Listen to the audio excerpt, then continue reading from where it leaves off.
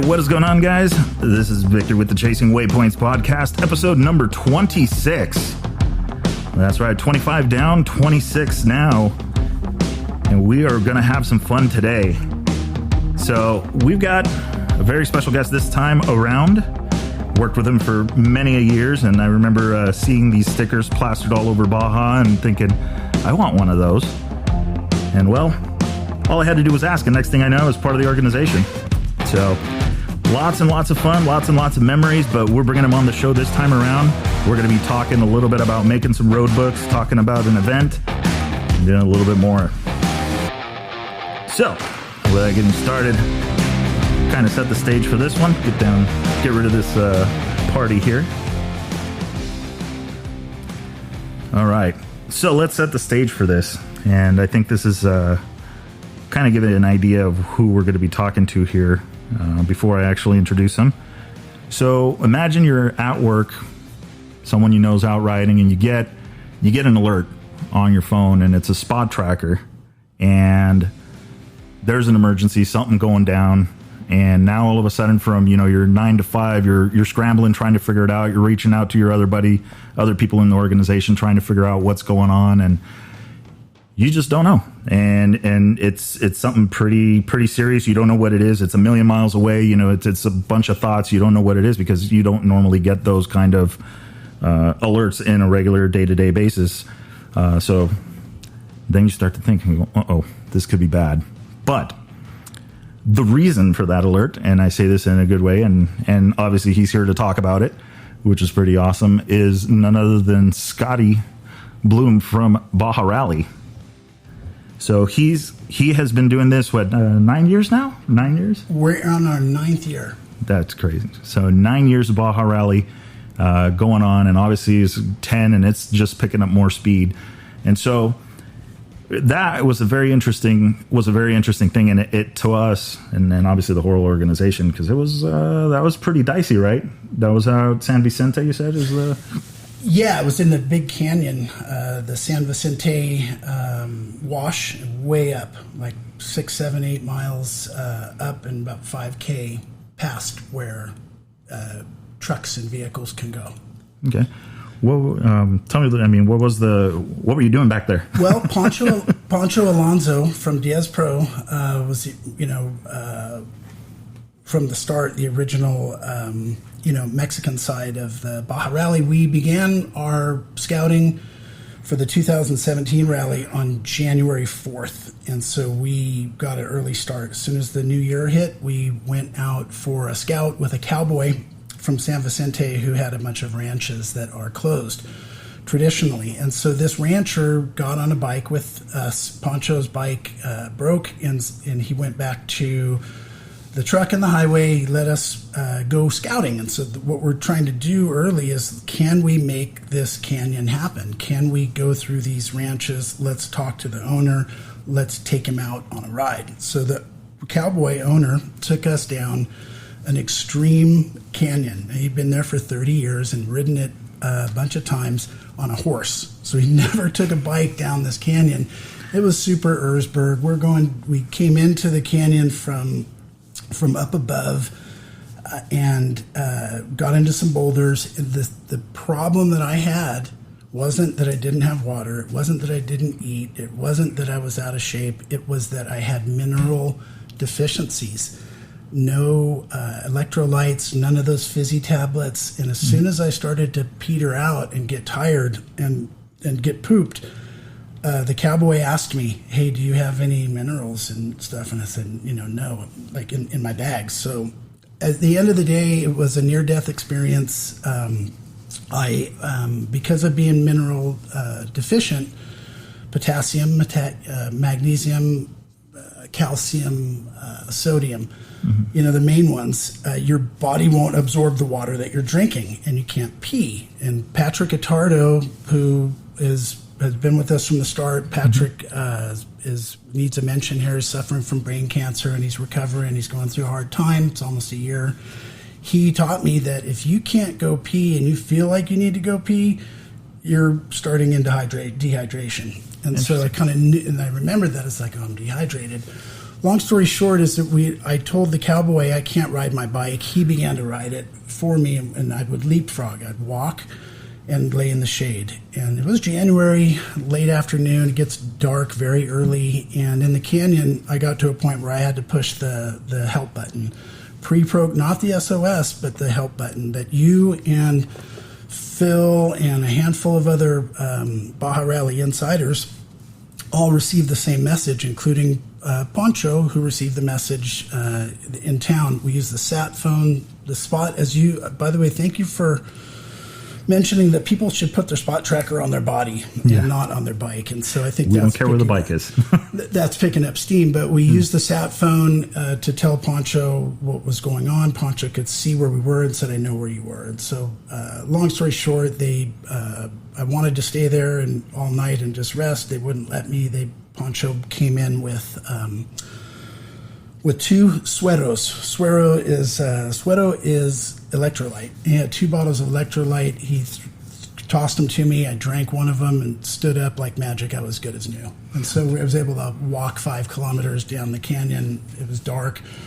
Real tough experience. The lesson I learned is I don't go anywhere without, having, at least drank 1 electrolyte the night before a big activity, and then the fizzy tablets. I started running Science in Sports SIS tabs that Mauricio Parra, the head of Baja Rally, the other head, gave to me. So electrolytes, but that event, you and the others were stressing, like, what could it be? And as soon as we get to a place where we could call you, hey, everything's good, I'm back in shape, and, it was going to change my life. That was a life-changing experience for sure. That humbled me up a lot.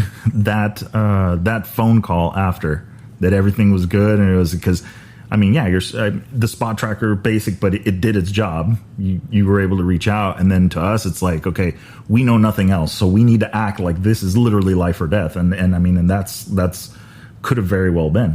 Who knows? Another hour, another 2 hours, who knows? It wouldn't have been overnight. So, and that's not the first adventure. There's been other adventures. I know Catavenia, there was one. I remember we had the meeting and you showed up and then you just like, we couldn't, you couldn't do it. But all of that is, I guess I would say kind of back at it was why? Why are you out there? What's your, this is all about the road books, building road books and doing that kind of stuff. What tells, why get into all of these adventures? What's going on with that? Well, we got the bug, like everyone else that is interested in Rally Raid. You get the bug. It's like you haven't been vaccinated, and you catch the bug and you spread it to others. And so in 2000, it all started, I wanted to be a motorcycle racer, and I told my brother, my big brother, had been helping someone pre-run the Baja 500 like for 2 days. So, of course, now he is like, ready to get inducted into the Off-Road Hall of Fame. He thinks he knows everything. I told him, hey, bro, I want to race the Baja 500 someday. He laughed and said, you will never be able to do that. You will just peter out. They'll be rubbing Vaseline on your butt, after the first day. You won't make it. It was great motivation for me. And 5 years later, I got into it, and I spent some money, and I built a team, and I raced. And the first thing I realized when I'm out there on a live course is I should not be out here. It was class 22. We're literally, and we're, banging bars with Johnny Campbell. No. They're banging bars with each other. We're not banging any bars with those guys. We're just clouding up the course. And so I realized I didn't have any reason to be out racing in class 22 in score, and that I was a better writer than rider. And so I went into journalism and started covering the bikes out of passion. I went starting in 2008, 2007, and for about 5 years I was at every start and finish of every score race in Mexico. And my job that I gave myself was to take pictures and interview the motorcycles. They weren't getting any love, and so I became that guy. Did pretty well, just doing it for free, and kind of was able to build a little bit of a name for myself. And then I got asked by Klaus at Race Desert to go to the Dakar. It was like getting struck by lightning and having a meteor land on you at the same time. It was totally. So I went there and I fell in love with the navigation aspect of the rally. I was able to I was with Volkswagen and Mark Miller. I was able to have access to Carlos Sainz, to Nasser Al-Attiyah, and to the South African guy, Jamil de Villiers, and the whole gang. And so what I did, and the other journalists were really focusing on the drivers when they came into the bivouac, I went right for the navigators. And the navigators were like, they were like the Maytag repairman. Not really, because they were doing, and I just, and then, I had a place in Arendara, and after I came back from Argentina and Chile, I was riding around a lot. I go, this looks just like where we were in Argentina, the soil, where they grow wine. And I said, someday they should do a rally in Baja, and like they could do one in Baja. And that was like for a year. And a couple other things happened where I just decided I was going to do it. Yeah. A couple of people discouraged me, and that really helped. They said, you can't do it won't happen. And I called the right people. I called Poncho, and that was the right decision at the time. He was the guy to be able to do that. So that the rally was born, and there's a lot of history behind it, and like what makes us sustainable, why we're going to have a future, why we're going to be here in 10 years, and why I think the scale of our race will be 5 or 6 times what it is right now in the coming years. And it's a group effort. It's not just something that we do. My job is to make the routes. And one day I asked myself, why? Why am I out here? And a lot of the riding that I've done and that I do is solo. And, I take precautions, take the equipment, and, big believer in Spot trackers and the different products out of Spot, the service. And one day in 2015, I was just going through my divorce, and I was out there hot at the end of the day, sunset at the top of a mountain. I said, why the hell am I doing this? And that's a good question. So I asked myself, why the hell am I doing this? And and then I realized, and I said, well, it's because I was born to. I have this gift, and I shouldn't really talk about my gift, but some people can play guitar and sing at the same time, or play piano while they're singing. I can't do that, but what I can do is I can find where I went before. Now, coming to your place today, to the studio, I've been here once, and coming back here, I almost had to open a waypoint. But I found it. So no penalties my thing issue. that I like to do is explore, and to I'm good at this part and memory stuff. So. There, and there was a story that I had heard, and I mean, I guess right now is the time to dispel the rumor. I had heard you were the crazy guy that would. Or not crazy, the dedicated person. You got to be a little bit crazy to do this, but that you would ride the course for the Baja races and find the spots, the places to take the pictures. You knew everybody, even if they were wearing their helmet and a 3-liter Camelback. You knew exactly who it was. Like, you were that focused on detail. That is true, and that's what happened, and that's why Klaus at Race Desert, he told me that's why he picked me for the Dakar to represent Race Desert in the 2011 Dakar Rally in Buenos Aires. And so it's a two-edged sword. Hey, honey, I'm going to go down to La Paz on my bike. I'm going to spend 4 days pre-running the whole course. I did that 2 years. I did 2010 and 2012 for the purpose of being able to be at the finish line and being able to look at Kendall Norman and say, how about race mile 719 coming up that rock thing at the dump? Was that going off? And then with Max Eddy Jr. and Ricky Brabeck at the time, when they won Class 21, I believe, it was like, how about that fog over there by Santa Rita? And you can see that big dip. And so that is what I did. One is to go for a long 4-day ride, but the other thing is to be able to, when NBC's cameras are coming up on the podium at the finish line, and they have a lady who's a nice woman, but she doesn't really know what she's talking about. How does it feel, Johnny? Or how does it feel, Kendall or Colton? And I wanted to be the guy that's behind the camera that's really asking them the question that you're seeing on the you're seeing them explain it on the broadcast. And, so that is kind of what launched me. That's what Klaus said. He said, you're going to the Dakar Rally You have to leave in 72 hours. You need this, and that. And I said, fine. The wife said, yeah, but I only have one question. Okay, what is your question? It's Klaus. Why me? Oh, it's very simple. We have like 12 writers, and we have reporters, photographers. They are all good people, but they have a limited work ethic. And we saw you in La Paz working for like 40 hours. Like, I took a nap, and you were still there. And you are passionate about this. You do it for free. And who else would ride their bike all the way to La Paz just to know the course? You are, and that's we wouldn't be here sitting here right now. There would be no such thing as Baja Rally without Klaus Rausch and Peter Hardy, who is you can Google who is Peter Hardy, Hardy. We wouldn't be here. So that is a true story. Okay, so. I was like, because I was like, oh man, obviously that's dedication. There's no two ways about it. Like you don't go ride a motorcycle for 4 days. You do if you're on an adventure bike on the street, with the heated grips and the wider seat and all that stuff. But Baja is not a merciful place. It can be very rewarding, but at the same time, it will kick your ass. And so you still transfer that into Baja Rally, right? Yeah. You bring that into when you make a road book. Yep.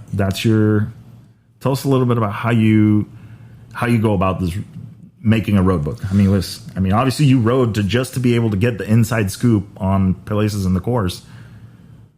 Does that transfer into Baja Rally? That same work ethic that what you do riding? Yeah, that curiosity and make no mistake. That's an optical illusion riding the Baja 1000 course to La Paz during pre-running. Mm-hmm. It seems really scary, but there's always going to be a gringo or a family or a team that's just going to be right behind you. Mm-hmm. Case in point, muffler flew off the bike at over by Coco's at Kalamawahe Wash, and I'm like, oh my, I kind of taped it together with some thing, and I got to El Crucero, and there's Cameron Steele and his gang, mm-hmm. which they should make a cartoon series about Cameron and his crew. That would be a great animated series, but they were, they rescued me, give him food, fix his thing, and let him go. So mm-hmm. It does convert over, and it carries over. It's important to be on the ground. If you're making road books, like if I'm making road books, I'm not hand drawing it, and I've had to keep refining the process and make it simple but not easy. It is hard. When we first started the rally, the two things that kept me up for 8 months at night. We launched it in March 2013, and then until September, it was like 7 or 8 months. I was environmental impact. Environmental agencies were going to shut us down. Government would shut us down. No deal, no rally.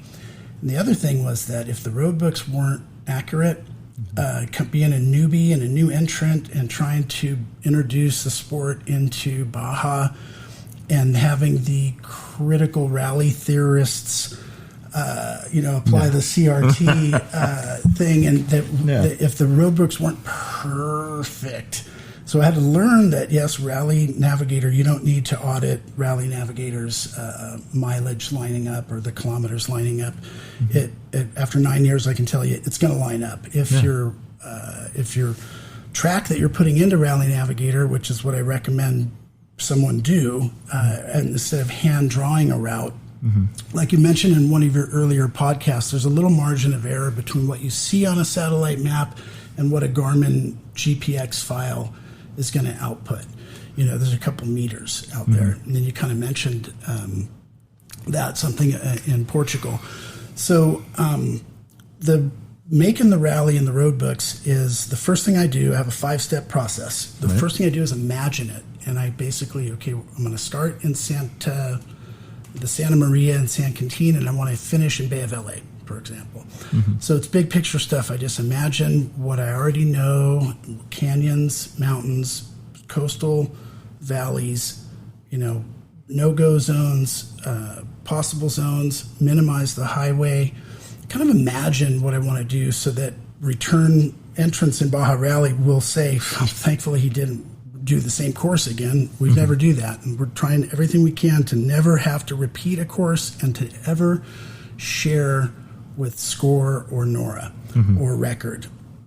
I don't want to share any course or use course that has been banged up by big trucks and, high output vehicles that make big trenches or a lot of silt and whoops. Try to make it faster. And so the first step is imagining it, and then I don't do any writing or anything with Rally Navigator in this step. It's just, where do I want to go? What's the tides? Where are the tides going to be? What's the sunrise? What's the prevailing traffic? From my experience. The next step is 2 days to mark a GPX file. So I'm going to go out and record and come home with a clean GPX file that has a start point, an end point, and all of the forks in the road, all of the hazards are also marked. And that's something I can take home and save in a folder. Mm-hmm. It's a 2-day process. So once I've imagined it, then I'll get all my stuff together. A GPS device with a backup, batteries are there, go through a checklist, and I'll ride with the GPS turned on, and I'll do a little bit of marking here and there, and squiggle, go up a valley, oh, it doesn't work, I'm going to come back. Oh, I'm in a locked gate, I'll maybe drop the GPX. And I go home that after, or back to the hotel after that day, and I'll load that stuff up into my computer and look at the line on Google Earth and E32 Baja, and E32 is a cartographia. It's a great E32 product. It's like the best thing for Mexico. It's all of Mexico, hand-drawn, the most extensive map backing that you can have. So I use those to look at, okay, it is possible to get over that mountain or through that valley. The rancher is cool. There's no locked gate. We have some contacts. And so the next day, all I need to do is come back with a clean GPX. And so many times, Victor, I've had to come back and, it turned off for a while and it's not 100% perfectly clean. If you're doing loading, using making a roadbook in Rally Navigator, doing it by hand is going to take you a lot longer than spending 2 days to come back with a clean GPX. Because when you go to verify it, you're going to have some tweaks and twists and turns. So when it's the frequency of the GPS unit pinging, you can choose that. Least often is going to use the least batteries. Most often is going to ping every second, or even the TrailTech Voyager I found has a real high frequency if it's set up right. So the second step is I've got a clean GPX track, and the start is marked. Every turn and fork is marked, and then I just, by hitting the mark button to lay a waypoint down on your unit. When I come up to a double hazard, I can just do mark, enter, so that later when I look at it on Google Earth, which I always write the road books with 2 screens, I've got Rally Navigator open, and then I can toggle to Google Earth where the track is, and it helps me. If you notice Rally Navigator, when you move the cursor onto the map part, the thing starts spinning around. Yeah, and that's a Google Maps thing. Google Earth doesn't do that. And so once I've come home, so if I get to the end of that second day and I get to the finish line and I say, is that a clean run? Do I have a perfect GPX? Yes. I go home and then save it all, load it up into Google Earth and to Rally Navigator, and then I begin writing. And once you start writing road books, you become an author. You're published, right? So I've got 42 stages that have been competed on. So we have 42 stages over 9 years. It totals about 9,300 kilometers or 5,600 miles of all unique courses. And so I've been doing this a little while, and I kind of have some insight. You do yours the way you want to do them, and it's not my place to be a nanny or a roadbook wizard or anything like that. But if you are curious, you can kind of learn. Human nature is that men can't. It's hard for a man or a woman to learn from the mistakes of other people. We tend to have to make the mistakes make them our own. Mom and dad tell you, hey, you shouldn't touch the stove, it gets hot. Well, you're well informed that you shouldn't touch the stove, but in it, universally, it's every kid will touch the stove, and then they say, "Now I'm knowledgeable." Yeah. So I'm knowledgeable on the making road books for competition, and the idea is safety. Is that you can kill somebody, or.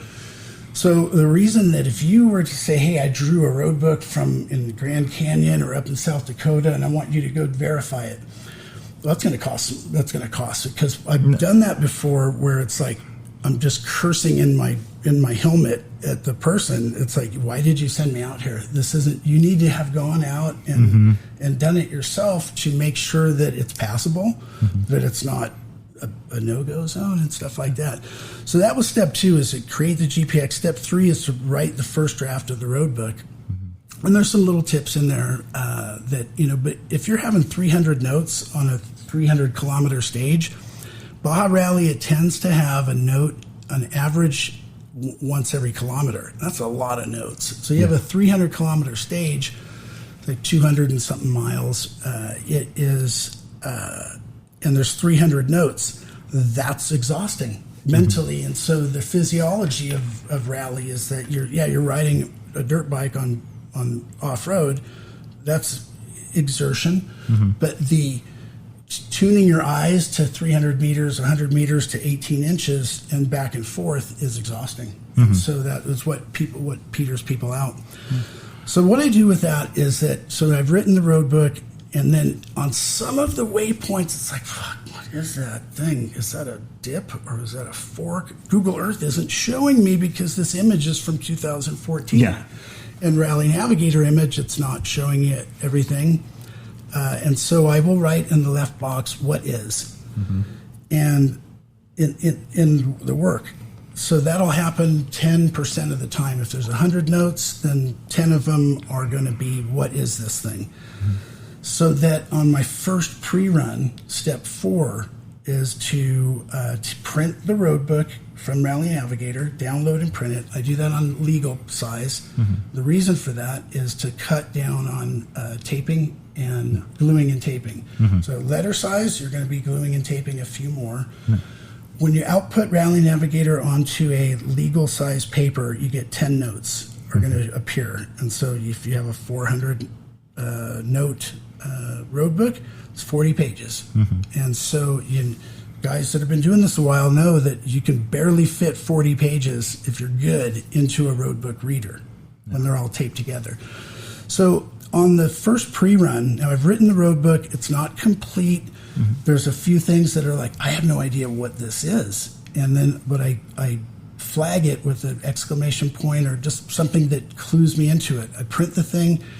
And as you're marking a road book, for this pre-run, what I do is I just make sure that every single what is note, something that I don't know what it is flagging me. It's red or pink or whatever. So then I'll go to the start line, clear out of where I'm going with the rally comp data in a DAP file, and using the rally comp as a odometer and as it's designed to do. It's a meter to manage a rally stage event, waypoint open, speed zone, safety. And so I take the cover off the roadbook reader. Most of the time I'm doing this on a bike. I'm learning to do it in a truck as a passenger with rally comp. It's a lot nicer with air conditioning. Yeah. And the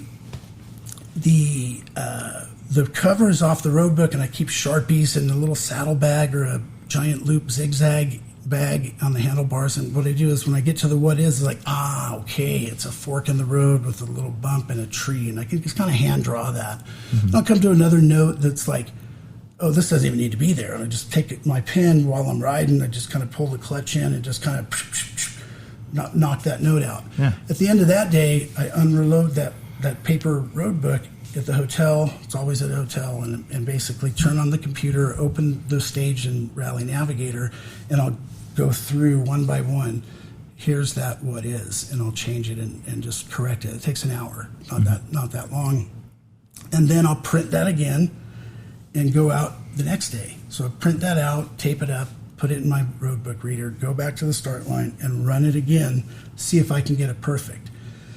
And then at the end of that day, that's done, and then I'm going to send, step 5 is to send a guinea pig. We've had Joe DeRosiers from Joe Holler, Andy Grider, Fred Sopke, John Dykes, the late John Dykes, rest in peace, passed away 2020, riding. He was a stage verifier. Poncho's done it. I think Mauricio's done it now also.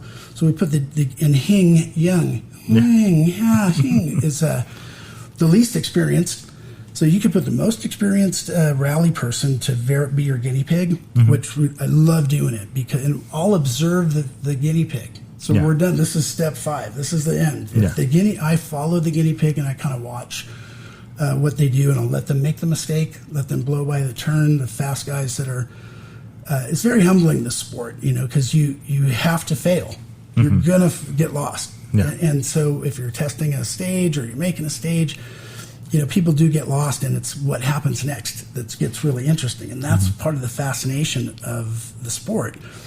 But so once that guy gets to the finish line, I see that he can make it on his own, didn't need help, lock the stage, it's done. And so then if that's outside of 30 days before the rally, not good. So what I've learned participating in other rallies, which the work of being a road book writer can really help you when you go to a recreational rally or some other rally. When there's a mistake that someone made, you can solve it pretty quick. You have the intuition to know what happened there while the riders are trying to sort it out. So, that's and then at the end of the test, the guys are just pooped out. Joe DeRosiers, who I love as a brother, the guy that pretty much invented Joe Haulers and has the best product out there. He's a lord, for around Baja. And he has helped me in the first couple of years, and he was so pooped out. He did a bunch of rally comp stuff with us, 13, 14, 15, and so those are the testers. And once that's done, it doesn't matter if it's an experienced rally guy or a super noob. If either one of them can make it, then you've got yourself a good stage. And if you're like for guys like Mason Klein and the guys that are training and jonesing, these guys are like chomping at the bit to get road books made and to share them. And, the more that you do that, the more you're going to refine the way you do it. Dave Manriquez, Gnarly Dave, unsung hero, is, he didn't get anything from me. If you go to, and I haven't done one of his stages, I'd love to, but I know that when I do, it's his. He didn't learn anything from me or talking to me. He's 100% through Johnny, and I think he's self-taught. And, but guys, if you're making road books and you're for your friends and you want them to take it seriously, make a Jeep, go out there on the ground, put the work in.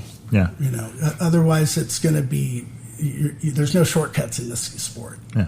I feel just safety wise, like I've heard, obviously I've talked to a few people about road books and off channel and that kind of stuff. And it's kind of generally accepted that, hey, let's go fly we'll fly the stage. We'll fly what we want to do. And we're just going to ride everything like they're all red flags. Like every note is a dangerous thing. And I see that, but at the same time, it still worries me because how do you know? If you're already riding a road book, you're already picking up the pace, you're maybe riding back or slowing it down because hey, nobody's actually pre-run this, so I don't know if there is an actual danger here, or like you said, or a locked gate.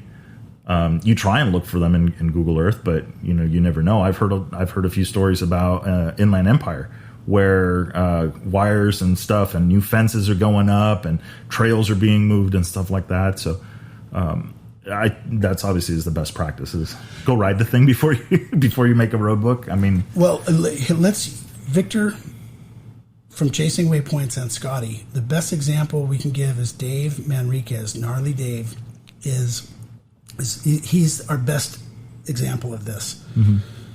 He's first of all, if you know him, this guy's loyal, workhorse, blue collar work ethic. He's a hustler, and when I mean hustler, he works and he's dedicated. He gets called on, Rip to Cabo, Johnny Campbell stuff. And Johnny Campbell, and the most important right now on the planet, by the way, Johnny Campbell is he won the Dakar also. So it's like and he knows it, nobody needs to tell him because he already knows that he won the Dakar. It's his DNA is all over Ricky's program. It's all over the bike. So if Dave Manriquez gets appointed by Johnny Campbell and Ricky Brabeck to make practice stages, you bet your ass he's going to put in the labor. And it's hot up there in Adelano, Hesperia, up in the high desert, Mojave Desert area. And I know that Dave is our best example for that, because it's not a bro that's going to go out and ride it. He's got to go write the road book, and he's got to go out himself. And he's been out there alone a lot. And as I talk to him, and if you need some road book, aspiring road book stage maker guys, if you want someone to aspire to, that's your guy right now. In my opinion, if you're going to have someone up here in the States to model your stuff after, go get with him, ride some of his stages, and pick his brain.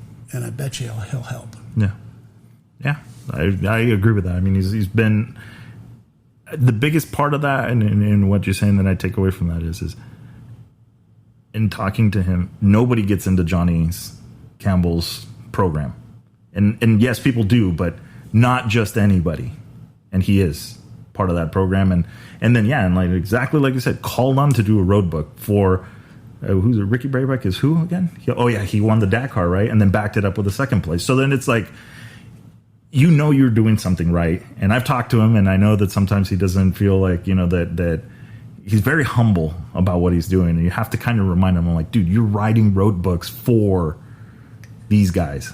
And he's learned a lot and done a lot. I mean, it's just absolutely crazy. I mean, how much work he puts into it and coming up with new routes and stuff like that. So I would agree with you. I'm not a road book expert, but I can see the work ethic. Yeah.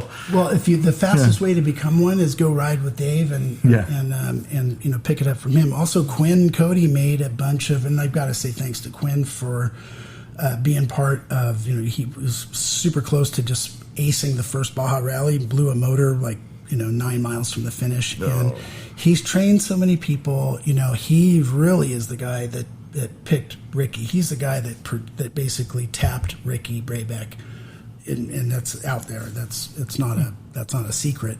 For when Ricky's first trip to the Dakar, it was all Quinn, and Quinn is like, a busy guy.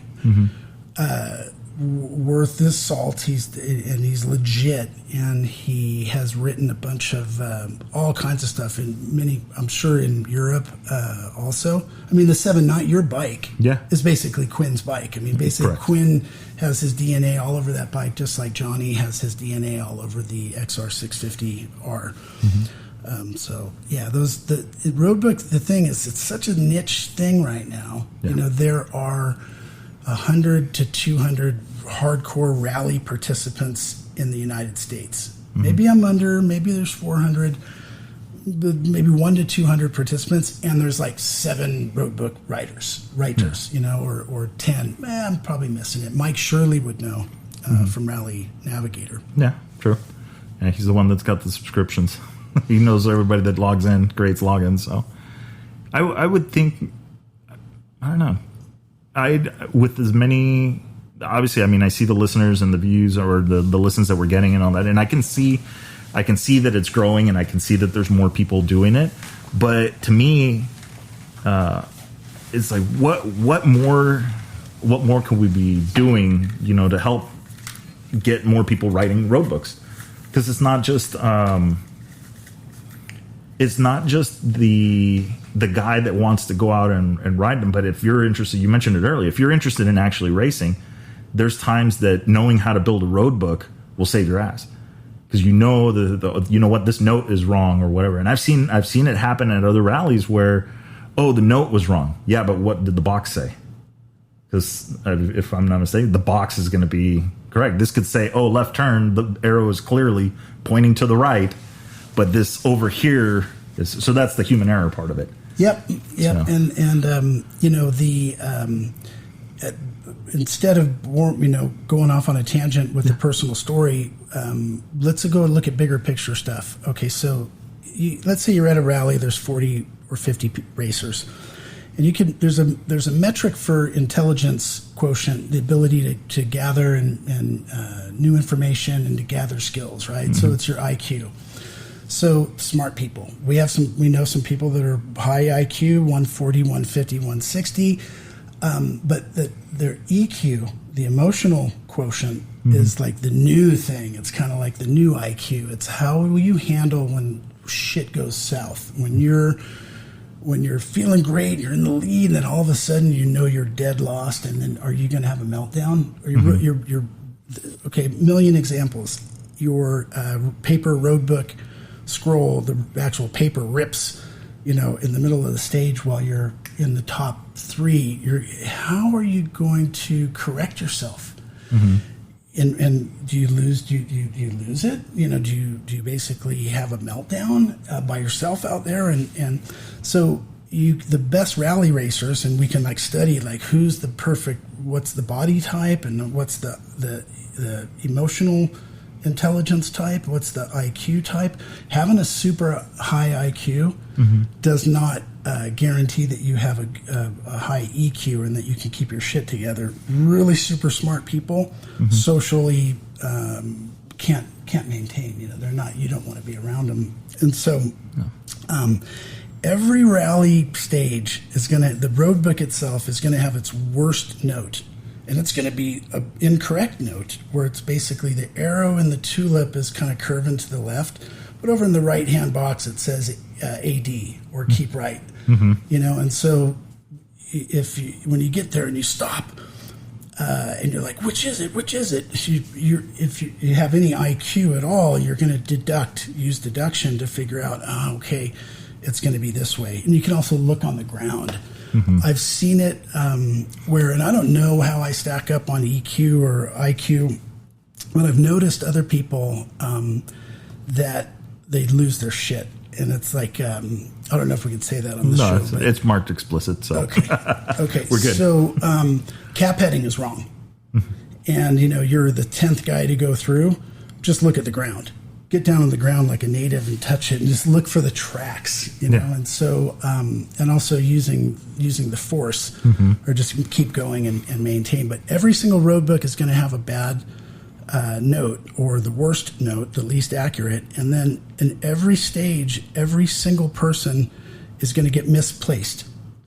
Lost is kind of a bad word, it's kind of a stigma. I'm misplaced. I never get lost. And so men, it's like, especially the more you know. Now, Skylar, I listened to your episode with Skylar twice.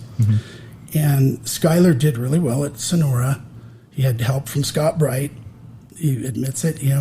Scott helped him, that's what Scott does. By the way, Scott Bright is thank you for having him on your show. Yeah. He's like a lord. He's like, if they were going to depict, you put like a big wig on him, he's like a mythical, Renaissance figure of what it looks like in heaven. He is the best helper. But Skylar's admission that at his first Dakar with Garrett Pouchet, that he was going to be the guy, and he had this figured out, and he had his ass handed to him. But the reason that it's not bad is that he realizes it, and he says, this is what happens. Matlocks go to, they're rock stars. They go to the Dakar, and with, hey, it's humble, it's hard at the Dakar. It was 100 times harder than what they even estimated, or 10 times harder than what they estimated, and how you bounce back, and we'll see how they bounce back. But Skylar sure as heck bounced back. Now, another thing about rally, and I was talking with Johnny Campbell the other day about this. If you take Pablo Quintanilla, who's now on Honda, and you put him up next to Toby Price on KTM, and you put him up and you stand them on a lineup next to Skylar House and Ricky Braybeck. All these guys are tall, big, with wide shoulders, and they're big dudes. So that Ignacio Cornejo, the small guy that from Honda, he's an anomaly. But so there's a certain those big guys can ride those big bikes with big wide forks or the thick forks, and they're pounding. So that's like the anatomy of a modern rally racer. Oh, what about their? So it's like, I would love to get in the head of. I'm already in the head of Skyler. I've heard what he has to say. I know that he's got a higher EQ, and because his thing, I love talking about Skyler. He's one of the best exemplars for us. And if you're a factory team like Husky or Honda, and I have it on pretty good knowledge that Honda would have, Johnny would have loved to have him on. He wants more Americans, on the team. Yeah. But if I'm at Husky or KTM, I'm looking at Skyler Howes and what he did, what he risked. It's like, that's Rambo. Yeah. They literally flew him into Dubai or wherever, and then into thinking we're going to drop this guy like they did with Rambo. They drop him in the jungle. We're going to drop Skyler in the desert in Saudi Arabia in 2021, and he's going to go get a top 5. The guy is like, he bet everything on himself. Yeah. And that's the kind of guy, if I was a factory, manager, I would be like, that's the stuff that we want. Yeah. Well, I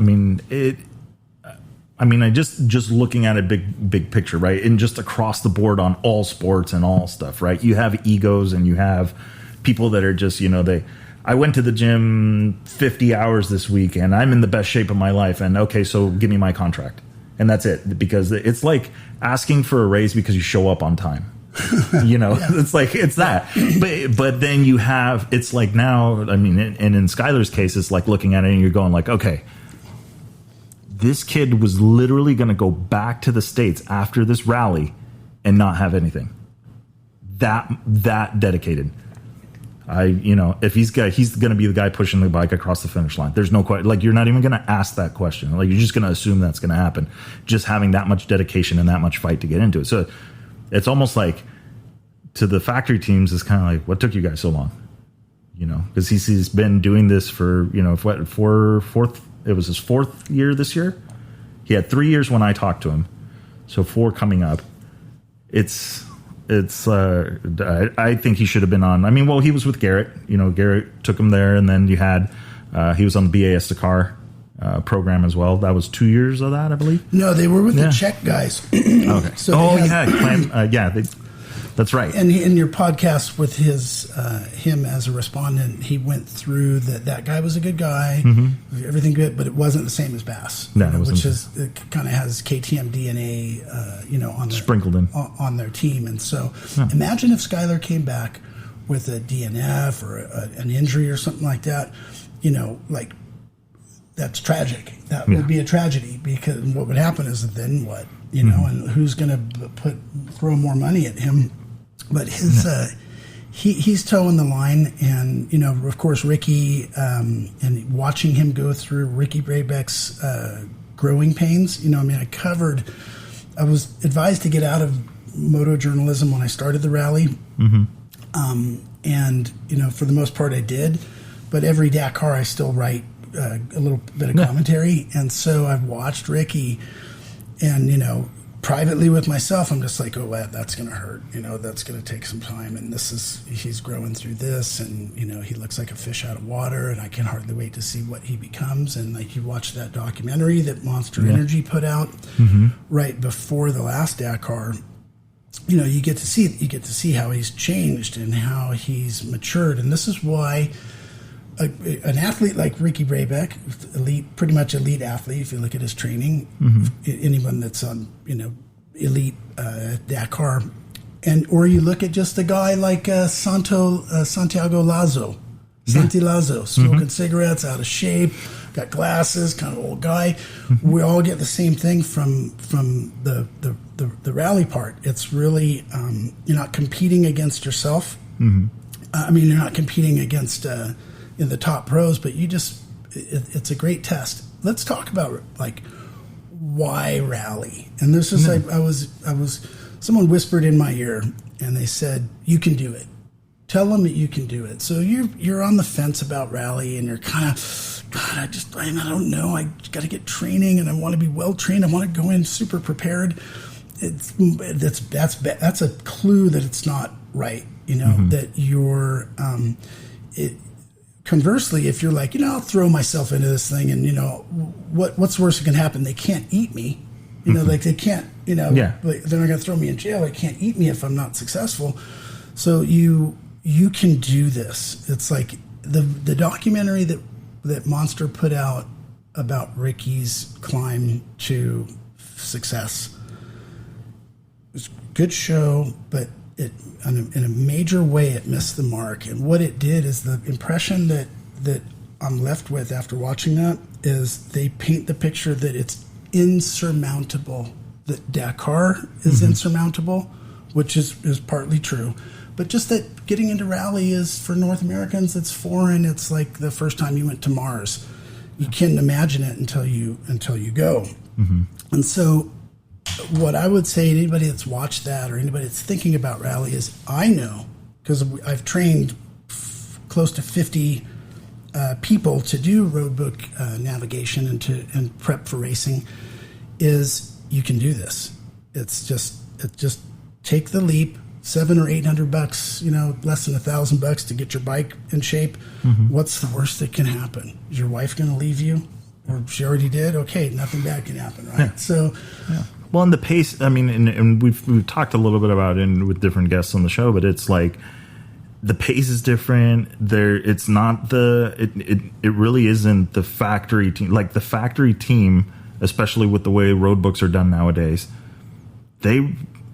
maybe a mechanical advantage because they got a faster bike, but even then, all that takes is one blown waypoint, and then all of a sudden you got 20 minutes in the hole that you got to try and make up. Well, depending on the organization, but just that quickly you could get a penalty for something, and it's a crapshoot.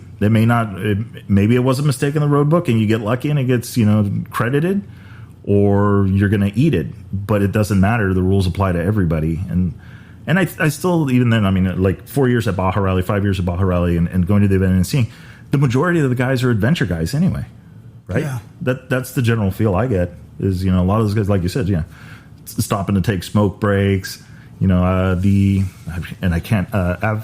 Avner? The Israeli guys? Father-son team. Father-son team, stopping to take pictures of the cactus down in Valle de los Sitios, and, it's like all these, like, there was an adventure. And the way that adventure worked was with a road book.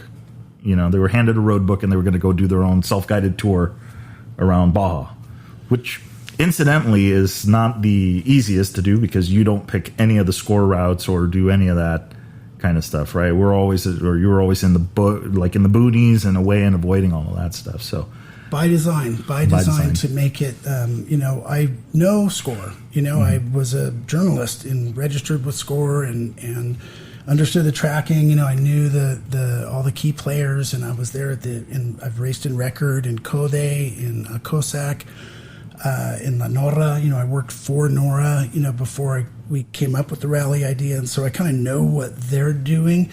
And they have a good thing, and you have to respect tradition. Yeah, the rally thing it's like Sonora and Baja Rally are on a slow growth trajectory, and we should be thankful for that. And the reason we should be thankful for that is if you shoot up and you're on a high trajectory on anything, you're a new entrant and you come and you just shoot right up to the top, really take caution here, because that's how guys drop to the bottom. Quickly. Yeah, you can fade. There was that guy Robert Acer, the guy that would wear the helmet around Ensenada. He was really big for a couple of years and then gone. Yeah. So the guys that really shoot up. So back to the because you touch on a subject that a lot of the guys in the Baja Rally are kind of like adventure rally tourism. Yeah. So in Europe, the Hellas, Saras, and the European-based rallies that are highly subscribed to, Desert Rose Racing, and the different organizations that help people like us, mortals, go to those events, are the adventure part of it, the civilians, let's call them, they're mortals. That's an important piece of the puzzle. But the highly competitive guys, we need them and to make the crossover. So things like Mason and his dad and Chris Vestal. So the way I understand this is we got Mason Klein's a racer, an off-road racer, and he's got a dad.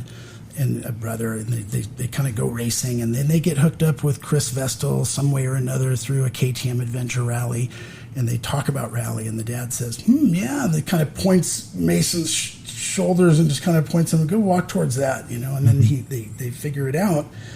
That's a huge thing. You remember when we were developing the Baja Rally, the modern Baja Rally together, you were in our team, on the inside officially, and thank you for the years that you put in, in an official capacity as the race director. But we used to scratch our head as like, we need to make sure that they have highly competitive people coming in this. We had a guy named Steve Hengeveld. Yeah. People have heard of him. Maybe. He did well for a couple of years, and then he didn't come back, and it's like, he's a man of few words. He doesn't, like wear everything on his. He doesn't wear his heart on his sleeve, so to speak. But now I know why he didn't come back. It's why go. It's kind of like making out with your sister. It doesn't really count, or it's like beating up your, it's like punching out an 8-year-old. It's like, we need to provide competition for people like Colton Udall, Skylar Howes, and the big shots and the new guys. And so by getting Mason Klein, which is like you and I were talking earlier, it's like, it's his future to screw up or to really insulate. And having good guidance, I've never met him in person or his folks, but that's going to be a key thing, is how he gets managed, whether he has an agent or a manager, or whether that's mom and dad. I heard good things from the Sonora that they're all teaming up. But Mason is a clue to attracting the more highly competitive guys. Yeah. Now, for you guys listening, that you consider yourself in the adventure kind of like, I'm just a civilian. I'm just a 50-year-old that has means, And I heard on one of your podcasts, Alex Martins said it really best. Hey, if you're going to get into rally and you're worried about the entry fee or the cost to retrofit your bike, this is not your sport. It's a pretty expensive sport, but it shouldn't scare you away. Guys can get it done, but I'm particularly enthusiastic when we started this thing back in 2013.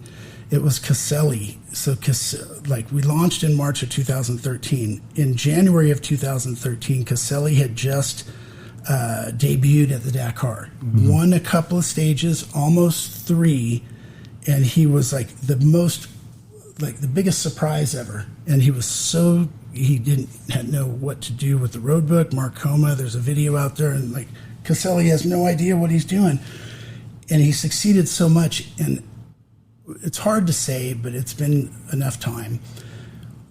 He was going to win the Dakar Rally. He was going to win it in that year or next year, and he tragically passed away that November.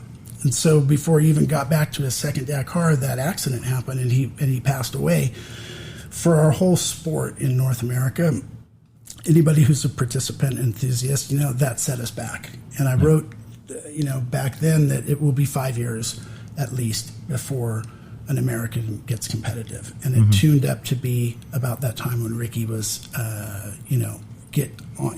the HRC as a water carrier. Not really, such a bad thing, but so it's interesting, isn't it? It is, and I mean, and like I said, you're attracting the competition, right? You've got the big guys, and incidentally, I think Steve Henschel's the only one to win 2 categories. Yeah. So both Pro Moto and Rally Pro and the UTVs. Yeah.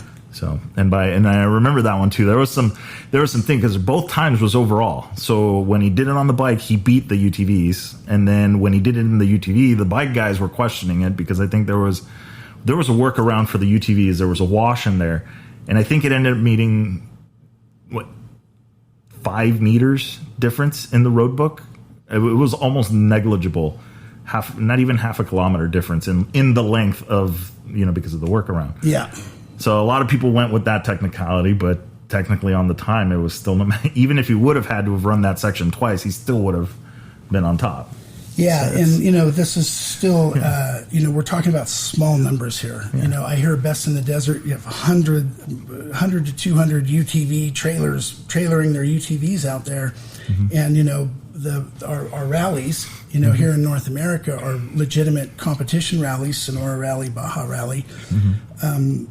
They're, a dozen, half a dozen to a dozen, we have a way to go. But and I got to really pat you on the back, and let me take that back. You don't need anybody patting you on the back, but what I really want to do is like anything I can do to encourage you to keep doing what you're doing. And this was a really good decision, and your dedication to putting out episodes, bringing on the right guests is you're probably as critical as Mason will be in putting the word out. We work together. You and I struggle together. It's like, Victor, how are we going to create demand, and how are we going to generate interest from people to bring them to Mars? Remember the first time you landed on planet Mars? People say, "What are you talking about?" It's like, exactly. You see, it wasn't as hot as you thought, or it's hotter than you thought. And the rally thing, because what I'm learning is not everybody's on Facebook. That's one. Not everybody's on Thumper Talk. Not everybody we think we have a grip. There's 200 rally participants but there could be 600 here, and there could be 1,000 hopefuls. And if you're a hopeful, the one message I would send you is, dude, you could do this. It's not that hard. If you watch people learn rally, and I've watched a lot of people learn roadbook reading and get trained, and it seems like the incidence of people that just will never get it is like 2%, 3%. It's 1 out of every 50. Yeah, and and it's the thing, or at least in how I see it. I mean, it's a good point. There's a ton of people out there that are interested, that watch the. I mean, I see the Dakar sticker. I worked at BMW, San Diego BMW Motorcycles for a while.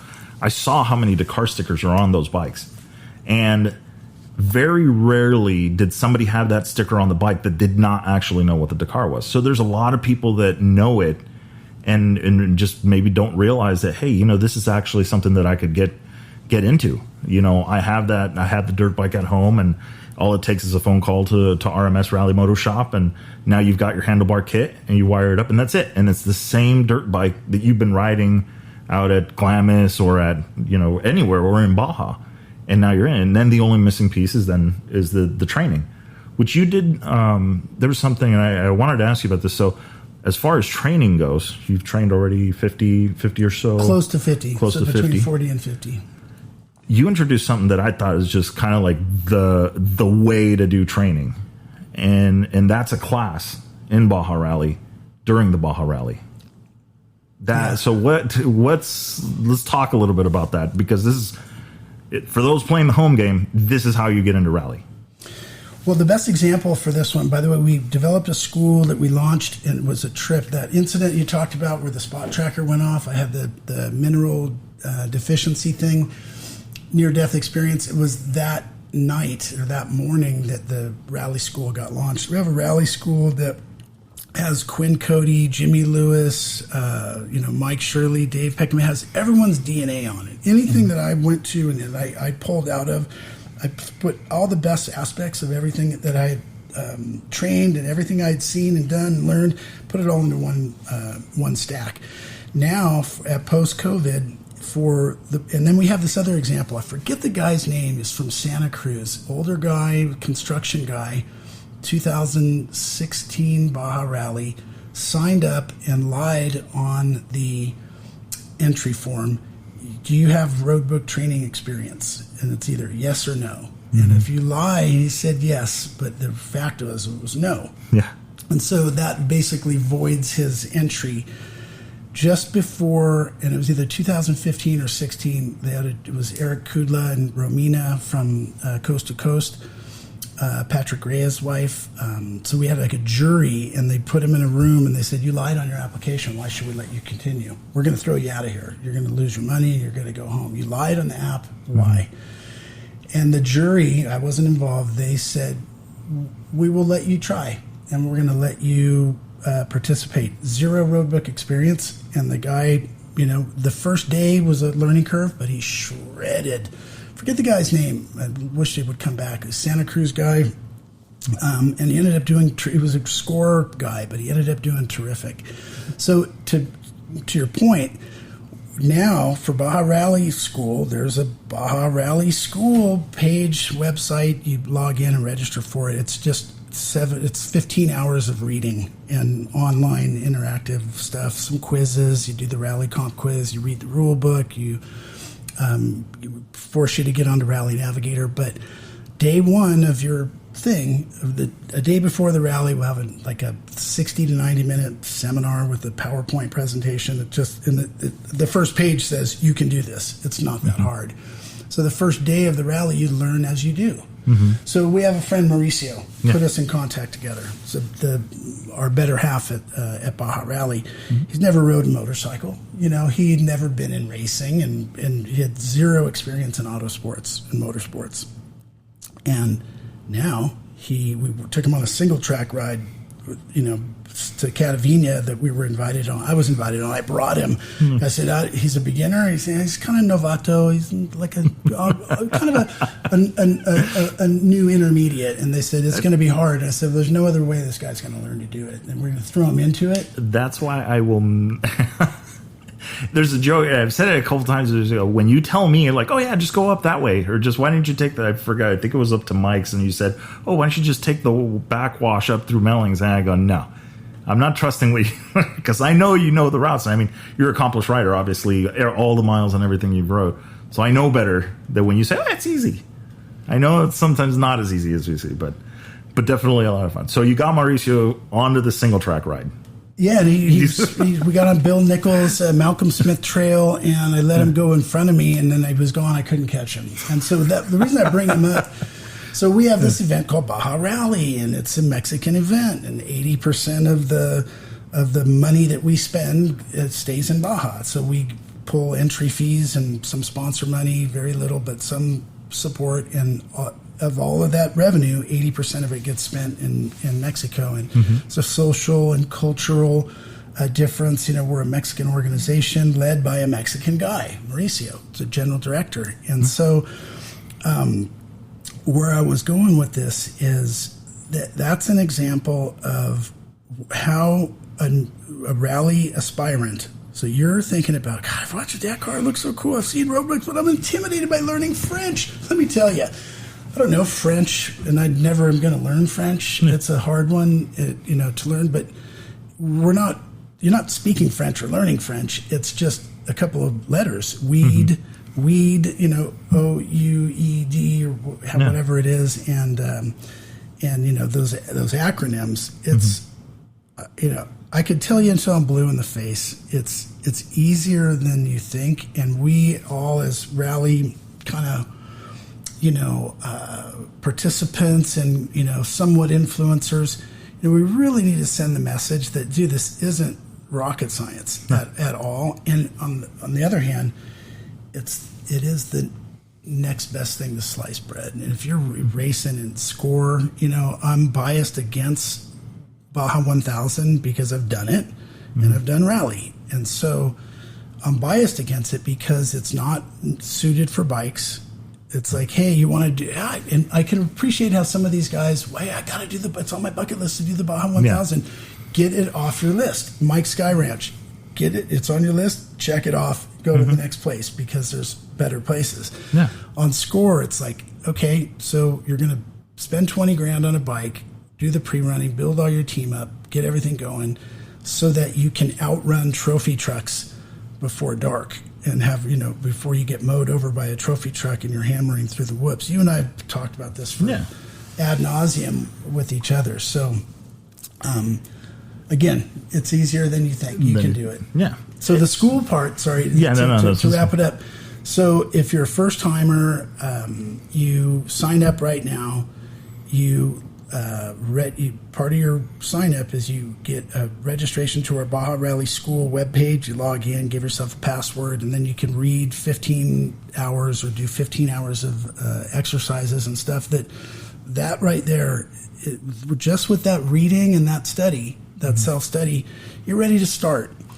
When I got originally formally trained in rally, I had done all the reading I could about it, and I went and I had to do like a day of classroom. I was like, God, can we just send us out now? I'm ready to go. And no, the next day. And so the next day I was ready to go.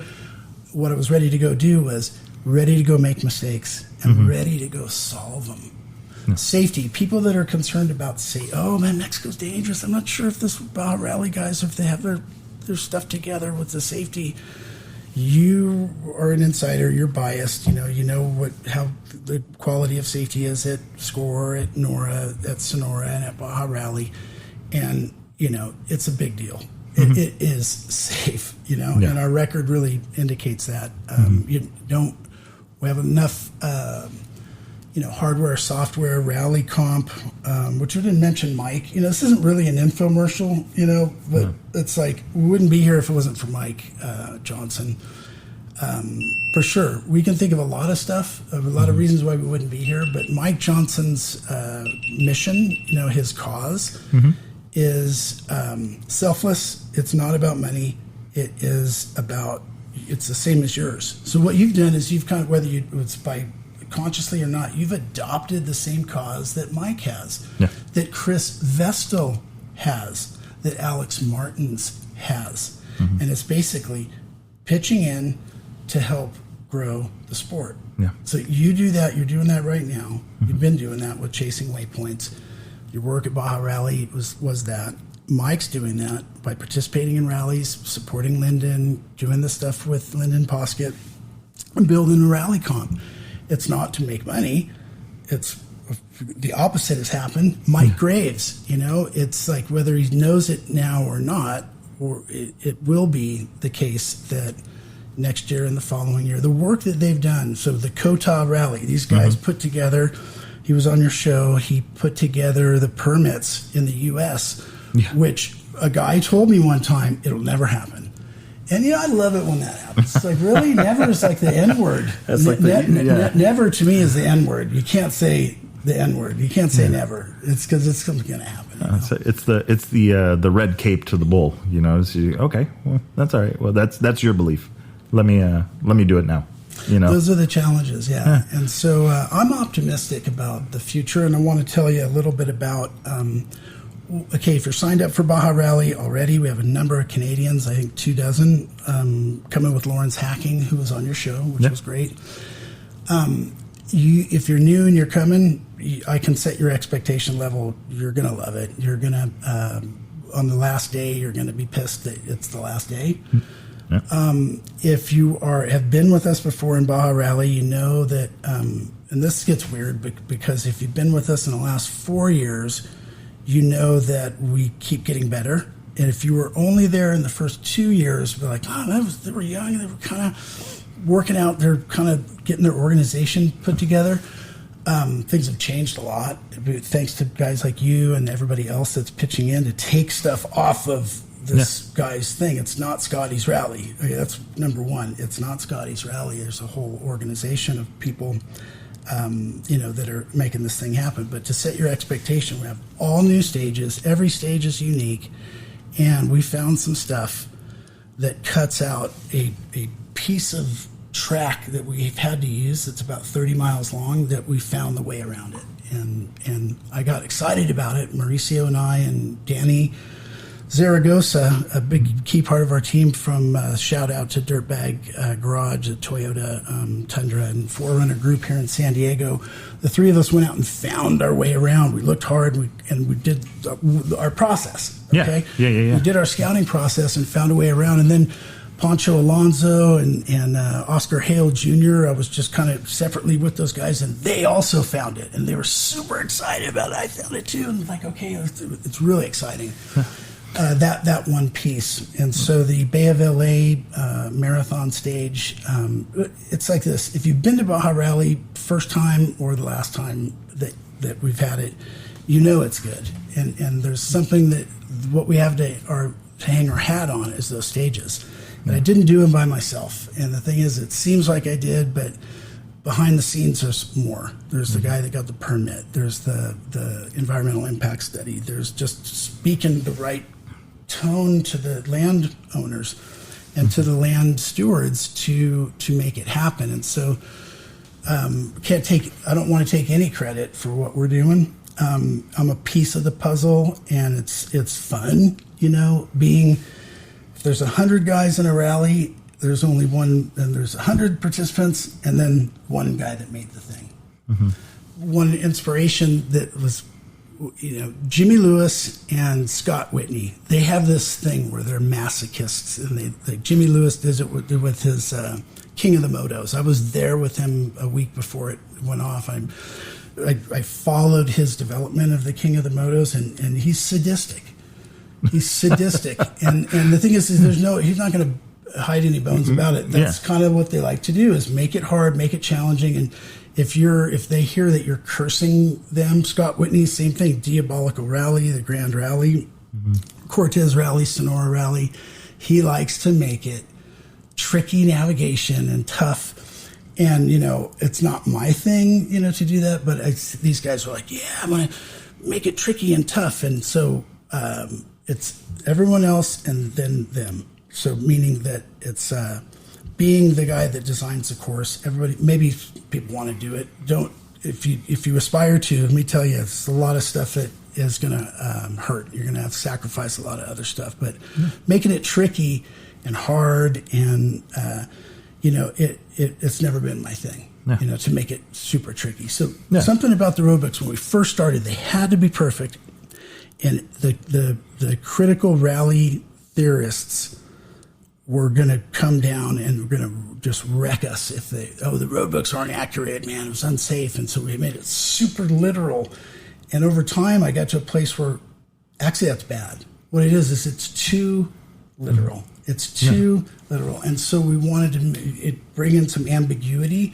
The way we do that is the first stage is going to be a lot of notes. It's going to be really accurate. It's going to be overkill. It's going to be super, if you can follow instructions, then you can do that. And then on the last day, a lot of ambiguity. If you don't know what TDSPP is or follow, continue straight and use the force, you're going to struggle. Yeah. But so there's different mixtures of the notes, and so you do stagger it, because I've heard with Sonora Rally, right? They try and make the first day, each day harder than the next day.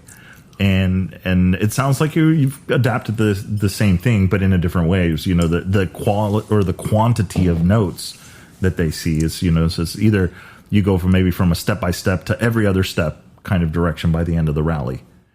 Yeah, without getting lost, and there's a little bit of guesswork in it. And if you're not in the front, hey, if on the fourth or fifth day you're in the top 5 on a starting order, that means you're good at what you do. You're good at riding. You're good at navigating, and you might have to be a guinea pig and kind of keep going on the road. It's not that hard, but if you're behind, if you're in the 6th, 7th, 10th, and later, you're going to have tracks on the ground. You're going to have some tracks on the ground. Yeah, you'll have some room. And and I'm thinking about that. That's actually something pretty interesting, is because a lot of times when you see the rally results, right? The rally results very rarely, I think, do you see it day to day listed in any other form than overall.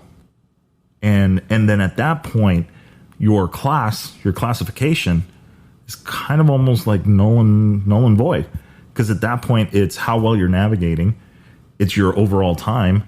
So even if you are a rally rookie, but it clicks and you just understand rally navigation and you're a hell of a rider and you don't get lost, all of a sudden you're going to see your name float to the top of Rally Pro or any of the other rally class, Rally 1.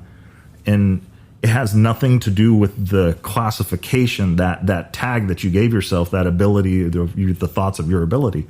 But thinking about it, it's just a matter of going out, learning the paces, riding, and just getting it done. And then all of a sudden you're going to surprise yourself. If you understand, like what you're saying, like with the road books, it's like, okay, well, I am now in tune with the way Scotty is writing these road books. And I now understand. So it's like by the end, you're kind of like, okay, I'm going to let you go a little bit. I'm going to give you a little bit more slack. I'm not going to hold your hand like we did on stage 1.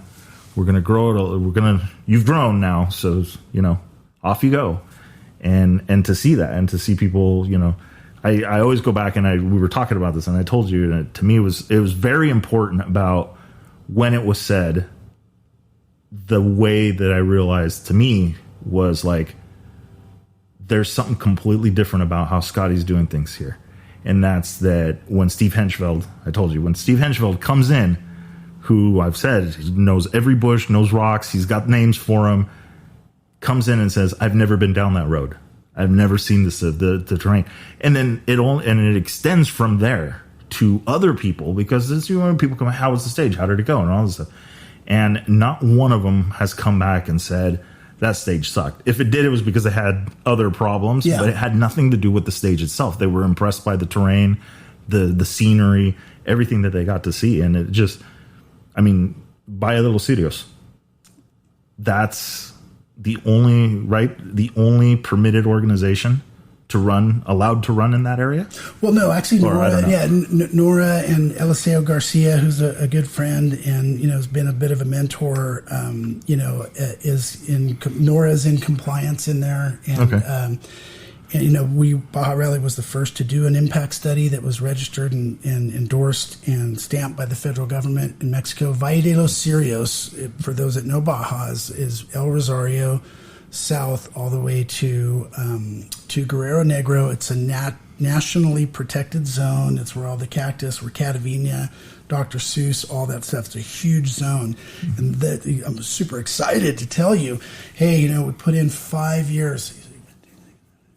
So I'm in my 7th year of spending the summer down in that desert and finding new stuff to make. So when a guy like a gringo, like in the best colloquial sense of gringo, not a bad word, but a guy like Henchfeld, a lot of fun riding, a lot of fun rides, a lot of championships. He's really got his wings. He's earned his wings. Mm-hmm. But guys like Junior Hale and Francisco Septian, I'm finally learning how to pronounce his last name properly, and Nino Rojas. And, those guys are Mexican legends. And I asked them the same thing. You've been out here before? They're like, never. I've never seen this before. And it's like, that's a sign that we're doing good and we're doing well. And when I say we're doing well, because it's it can't happen without everybody there together. But that's what I love doing. And it's like, this is what's keeping me going. And then the things like, if there's somebody like you and Mason Klein, and now Mike Graves, Vestal has always been, Chris Vestal at Moto Minded and Rally Moto Kit, has always been towing the line since day one as like, one of the handful of influencers.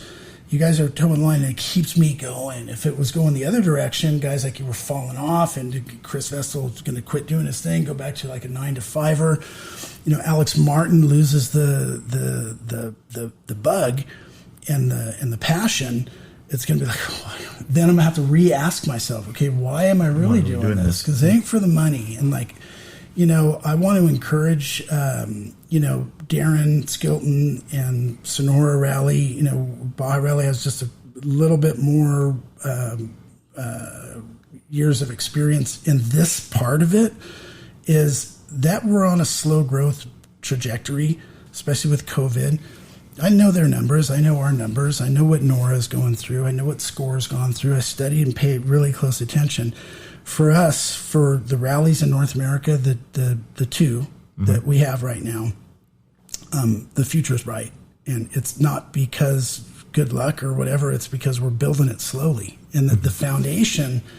So like what's happened over in Sonora, is similar to what's had to happen at Baja's. We had to really earn the relationships and really get the respect. Mauricio mentioned that in Ensenada, every 3 years we get a new government, we get a new people, and so thankfully that we're now on our 4th hit. Pelayo Torres, Hirata, Novello, Ayala. We're getting ready for our 5th mayor and our 5th administration in Ensenada that we're dealing with, and so the future is bright for rally participants, pros, experts, people that want to train, Dakar hopefuls like Kyle McCoy and other Dakar people, other big rally people. Because I want to segue into, or if we can, I wanted to bring up something else about the Dakar as being like the MSNBC or whatever. But the future is bright, and so that we haven't exploded and got to 100 participants, at either of these rallies, it's okay. That's going to come. And there's going to be a day where there's going to be 150 people lining up at the Sonora Rally. And there's going to be 150 people lining up at the Baja Rally. And if it needs to happen next year, we're in the wrong business. It's a slow growth process, but it's organic. And, I'm kind of interested in dying. I really kind of want to ride the Sonora and get out there and, just because we can't ride our own rallies, but so Dakar. Yeah, it's a trip because there's the Africa Eco Race that is like we're actually going to Dakar. Yeah, So are you going to Dakar? They actually go to Dakar, Senegal, and that's right. Dakar is the city, Senegal is the country. Okay, so. ASO is everyone's, Dakar's the one. That's the one but Lyndon showed us and he taught us. He said, actually, a lot of Dakar rally people are just now going to go to the Africa Eco Race, about the same distance, about the same time of year, a little bit less money, a lot less bureaucracy. And those guys have been doing it for like 10 years and they're like really kind of slow growth. They're not going anywhere. That's a good model. Yeah. If it has to be Dakar or nothing, okay, go to the Dakar. But I think people that do both, they're finding it's like that's the roots. What I've been starting to see is obviously seeing more people, Morocco Desert Challenge and some of the Hellas, they're extending into other rallies. And it's either maybe because they've previously experienced the Dakar, we're close enough to somebody that said the Dakar, and it's like, me back when I was racing RC cars, which was a whole different thing. There was always that one race. It's like, damn, this race is on the bucket list. There's no way I'm never not going to do this race. I'm going to go do this race. You go and do the race and you're like, I'm never coming back to this. This is the worst thing I've ever done. Or not necessarily the worst thing, but you realize like, okay, off the bucket list wasn't what I thought it was going to be. On to the next. And I think that that's what's going on. I think there are people that are, coming off the Dakar and going, damn, that was a lot of money, and damn, that was a lot of stuff to do. But wait, I could go to Morocco, I could go to Senegal, I could go through, the OG Dakar, and some of the areas that the original Dakar visited, and I can go see the world, and I don't have to do the Dakar. I can do all these other rallies that exist, and I think it's just getting the map. I have on Chasing Waypoints, I put up over, hey, look, here's a list of the rallies, and yeah, Dakar's on there because it kind of almost has to be. But there's a whole nother, you could make a whole career of just racing those rallies. The ASO or ASO FIM/FIM, they have their rally series. They have a Silkway Rally starting in a couple days, which they only just recently started allowing bikes back. I think they had done it for a bit, and then I think they got away from it. I don't know if it was that one or it was the one that Lawrence Hacking ran a rally. The Mongolia one. Yeah, that sounded like a trip. Yeah. So either way, it doesn't matter. There's more rallies in the world besides the Dakar. And I think that people looking to get into this need to, I don't want to dumb it down or tone it down. The Dakar is the end all be all for a lot of people, but it's much better to go do something else. Don't bet the farm on going to Dakar. Don't go sell everything until you've actually done a local rally, done something that's more regional, and then you've really been bitten by the bug and you feel more proficient in your navigation skills and all that stuff. I think that's the safer route. That's the slow growth trajectory, Well, we're scratching our heads here, but I think that I just stumbled on this. Lyndon Poskett, when you reach out to him and say, can you make time? Can you appear? And you can just ask him.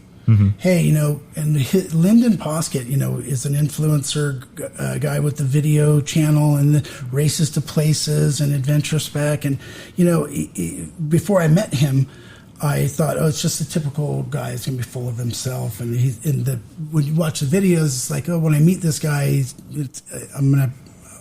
but exactly the opposite thing happened. He was super genuine, super real, super sincere. And it's not because I was like in leadership at the Baja Rally, but that's how he is. And so if you ask him, I think he'll be honest with you. No. But here's something that happened. He had a dream to go to the Dakar. He crowdfunded and got people behind him. He's likable. He got people to support him, and he got the money. And his dad and him went to Buenos Aires, and he finished the Dakar. Not Malimoto the first time, but he finished it. I forget the year, 12 or 13. That he finished it. And the way I understand it, maybe you should ask him, but I think they were in Buenos Aires at the finish ceremony. And then that was like a Friday or Saturday. And then on Monday, he was back at work.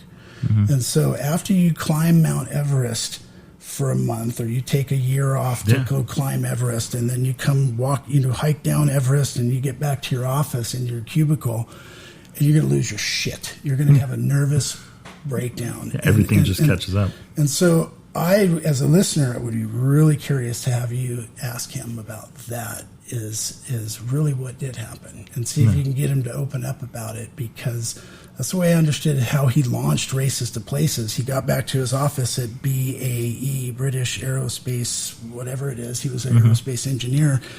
Takes basically 6 months to prep and takes a month off, gets back to the office on Monday after finishing the world's longest and hardest race. What the heck am I going to do now? And you start crying in your hands. You're just like, I have no idea. I can't be here. You finally caught the car. If you're a dog chasing the car tire, you finally caught it. Wow. I've never heard what? I've never heard that. Well, I mean, we've seen it enough times on a motorcycle in Baja. You come around a corner and the ranch dog comes hauling ass at you. I hit a dog in about a year ago in El Rosario, and I parked the bike. I was weeping with him, and it was like a scruggly old, like Rastafari, nappy, white, kind of mixed breed. And I picked him up, and it was bleeding, and it was still. And my first dog. You have tons of close calls, hundreds, and I hit my first dog.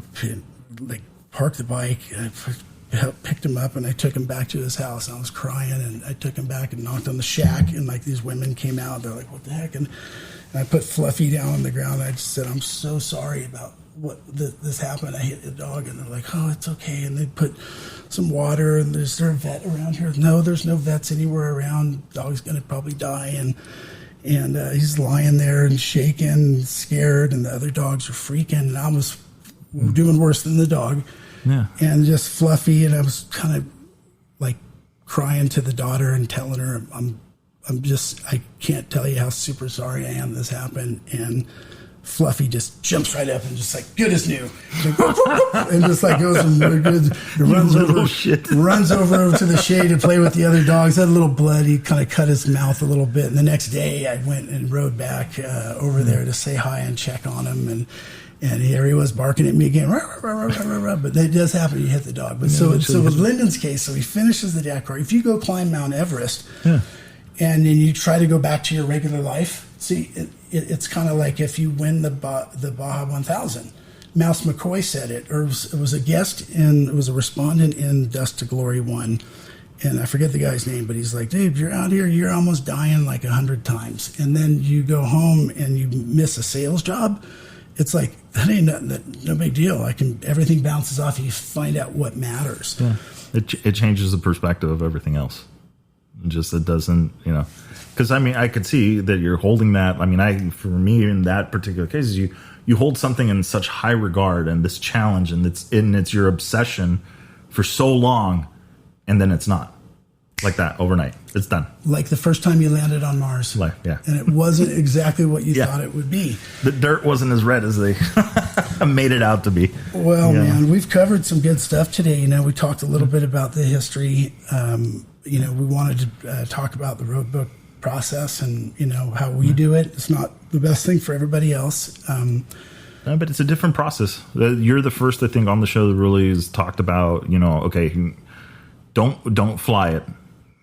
Literally go ride it, go lay it out, and then come back and start doing the homework on the computer and doing that, and then go ride it again. Yeah, do yourself a favor, and also do the person that's going to ride the things. Here's the conundrum.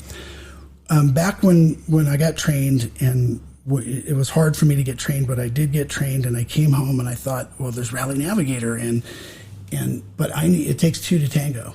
it's like you can't really go waltz with yourself, and you can't really make out with yourself. Maybe some of you guys can. But so with roadbook making and roadbook sharing, the guys like Mike, Montana Mike Georgeson up in Montana, and he wants to do roadbooks, and you got to make one for your buddy and say, hey, I've rode this three times. Once to make the GPX track, second time to fill in the blanks on the Rally Navigator roadbook part, and then the third time to make sure it's absolutely perfect with Rally Blitz or Rally Comp, whatever. Then you give it to your friend. That's a good bro. You're giving your friend something that's good. One time a guy gave me a GPX track and he said, yeah, this is where you want to go. I made this for you. But he did it in an air-conditioned room, from the comfort of his desktop. And it was a bad experience that could be unpleasant or just not undesirable, or it could be fatal. It could be really bad. But, actions speak louder than words. I could join you today on podcast and tell you how I am and how Baja Rally is, but it's only what you see if you're paying attention. If you come as a participant, as a racer, as an adventurer, we need the pro racers, the fast guys, and we need the adventure guys equally. The adventure guys, rally, we call it rally tourism. Guys that save up and they can get away and do it. That's a big part of it. But without competitive racers, it's just not possible. The school part, as we kind of wrap this up, 6-day Baja Rally, September 26th through October 2nd. It's going to be our 9th Baja Rally. It lasts, you race for 6 days, all new stages. Your service route is really contained. I think the whole service route is like 160 miles or something. It's really low. Means that your support team doesn't have to chase you or sweep you or drive all over the place. We'll have a Catavina rally in December. It's a 3-day rally. It's going to be in Catavina. It'll be also all new. It means if you come to 6-day Baja Rally and then Catavina Rally, well, you're not racing the same stages. Nice. How could you? Because there's no integrity there. Yeah, you'd be. Anybody that came to the 6-day has an unfair advantage. 2022 is our 10-year anniversary, 7-day Baja Rally. Already, I should get you fired up for that. 7 days is a long time, and it's what the UK guys asked for in 2014. They said, we'd love to put a team together and come over, but 4 or 5 days isn't enough for us to fly over there. If you can do a 7-day rally, and now we can. Yeah. And so, well, you got all the real estate and all that. And is there, before we're going to wrap it up, but I wanted to, how much can you share 6-day Baja Rally preview of that? Day 1, day 2, day 3. A lot. Okay. So early when we started the rally, hey, it has to be secret, and it was to a fault. I lost some friends over it, but which really they weren't that good of friends. If that was the determining factor, yeah. And some support staff were like, we need to know where we're going. We need to go. You guys are curious, but it's a secret. And then the regulators are like, we need to see where you're going, and we explained to them, well, it's got to be a secret. Let's do this and that. And there's a way that can happen. And so you'll start in San Quintin. So we're skipping Ensenada, not because we don't love Ensenada, but in the direct to San Quintin is going to be a lot easier for post-COVID regulations, and it's just going to be safer, and it's less traffic. And so you will be in San Quintin, Catavina, 2 loops. We're doing at least 2 Catavina loops where you wake up in Catavina, have a 4 or 5 mile liaison, and a couple 100 miles of a big loop. That'll happen twice. So I can disclose a lot to you. And if anyone has been able to hang in for an hour and 40 minutes, you guys are troopers. Okay, you're cut out for rally. Okay, so here's what it is: it's San Quintin to Catavina and minimal highway, and mixing up some old stuff that is doable and connecting to minimize the amount of highway or road crossings. Wake up in Catavina, huge loop all around Catavina. Your staff and your support crew, your wife, your buddy, they all stay in Catavina and relax and enjoy. And you'll come back. And then the next day, you're going to race to Bahia de Los Angeles. Trust me, there's more than one way to go. There's a myth. People say, oh, in Baja, there's only so many ways you can go. That's because you haven't been to Mars. That's because you haven't landed on Mars yet. I landed on Mars. I know that there's way more than one. And it's like the curiosity and the gift. So I do have a gift. It's basically time and space, and be able to get back to places that I've been. A lot of men will brag and say, oh, I have that too. I have that too. Great. Let's use it for good. And there's a lot more behind that. That's not a good subject for this particular podcast, but there's more than one way to get from Catavenia to Bay of LA, and the only way that I know that is because I spent so much time alone going up and down every single valley, every single arroyo. And when you say every single, I did every single one, and it took 6 days. So you're going to get to... I think you're going to stumble across one of these, and we're going to have to name it, because there's an unnamed valley or wash you've been in. I have a thing about single track guys, and I'm helping the Baja Rally is supporting Baja Beach Bash, which Johnny Campbell and Cameron Steele, I just rode with them again a week ago, and I just remember those guys got me started. Those guys basically helped me learn how to ride in Baja, and riding with them again has been a big treat. But those guys, and it was said that, did I just lose my train of thought? All right, let's see. Washes, we got so we're talking surveying about the loop, right? So you were surveying, talking about the loop, headed to... Oh, naming trails. Naming the trails. When you name a trail, and so I've had a thing with Chili White and just other trail makers, Bill Nichols and Casey Smith and Jimmy Sohn, and Malcolm Smith, all these guys. They make a trail and they name it in English. I live in Mexico. I'm pretty much becoming a Mexican citizen and resident. Never be Mexican, always be a gringo, but we need to name stuff in Spanish. Yeah. Or why don't we just name it in Korean? There we go. Nobody we're going to name it in English. It's like, but it's a pet peeve. There's I have my things, my quirks that make me, like not perfect. And so that's one of them. So that'll get them. Okay, so that's the from Catavenia to LA Bay. Yeah. First part of that stage. That's a marathon stage. The marathon stage, and then we're going to turn it around. Right. Back. What's the next one? Okay, next so come one back. is to come back from Bay of LA back to Catavenia. Hey, sounds pretty easy for the organizer. Just like flip the GPS around and have them come back backwards. ASO has done that. Andy Greider was in your position for a year or two before you took it, and he told me that him and Robbie Gordon experienced that. Johnny Campbell told me that he and Robbie Gordon also experienced that, where the ASO would flip them back and send them backwards later in the rally. We're not going to do that. Might have a little bit of crossover, but not that. And that's the marathon stage if you're in the marathon. So if you do that, you're Malimoto. And so we're buying the bins and labeling them for each guy. And, you will put your stuff in a box just like the Malimoto guys do. And your support crew, if they go into Bay of LA, if they just happen to even be seen around there, 9-hour penalty, 10-hour penalty. It's like we're telling them, hey, here's the map to Bay of LA. You have it, so you don't go. So so you don't end up here by accident. Yeah, and it's a tricky thing. Darren Skilton, who I knew way before, they developed the Sonora Rally. They a lot of their stuff is modeled after ASO. And when we started Baja Rally, it's like, we're modeled after the Dakar. And we got to a point where it's like, bullshit, we're not we need to be our own thing, and there's a kind of a balance. So on the marathon stage and the Malimoto, it's like, what do you do, Victor? You were a race director. What do? Do you make it super strict, or we got to have a little flexibility? Our sport isn't big enough in North America.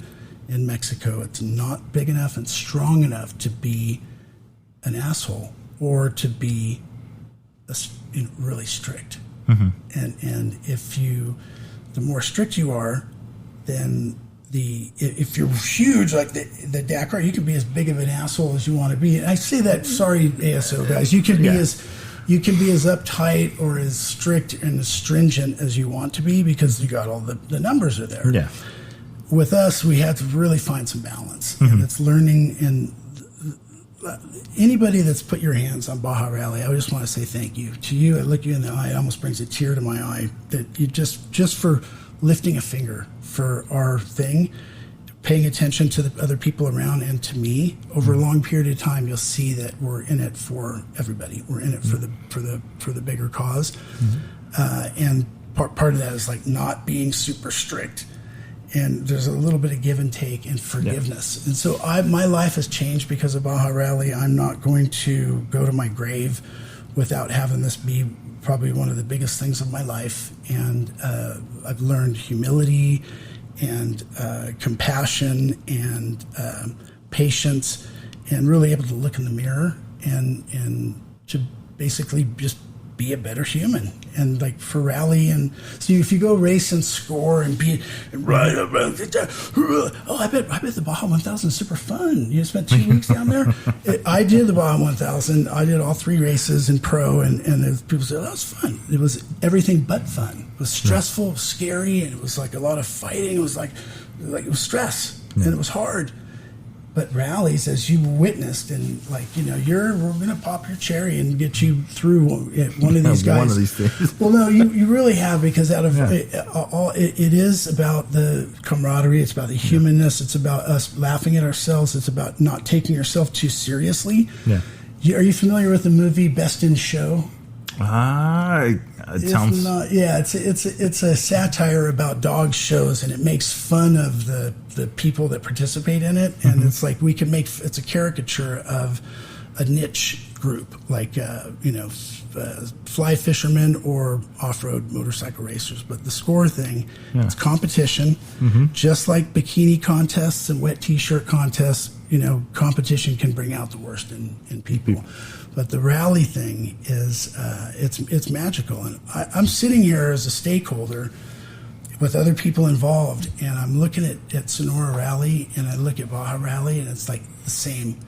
It's like, it's good stuff. And, that they're not big money makers or attracting, NBC and Radical TV and all this stuff right now. That's good, because we're building something. It's... and with you saying that, I go back and I started looking at it going, it's almost like you're just you're talking about that one fishing spot, or that one trail in Baja, or that one beach in Baja that you found and stumbled across, and you don't really want to tell everybody about it, but you kind of do. Like, you want to talk about it, but you don't want people to go. Yeah. It's almost like we want more people in rally. We want the sport to grow. But it's not to the point where the vibe, the feelings in the bivouac change, where everybody all of a sudden now you start walking around and it's like everybody's just got this game face going, and there's arguments happening at the director's table because certain competitor did something that was unsportsmanlike, and it's like you don't want to. Slow is good. You don't want it to blow up and grow into this thing that just spirals out of control. And, next thing you know, you've got guys that the only sole purpose they're there for is to make the sponsors happy. And then the sponsors have to be there. And then it turns into a big thing. That's something that was interesting. There's a lot of people that have helped Baja Rally. And then working with there's the core group of guys that support the Baja Rally from outside that we would call sponsors, or that you would call sponsors. But there is no formal position for somebody that does outreach, that's there trying, like their only sole thing is to go and get money for the rally. That doesn't exist. No. Yeah.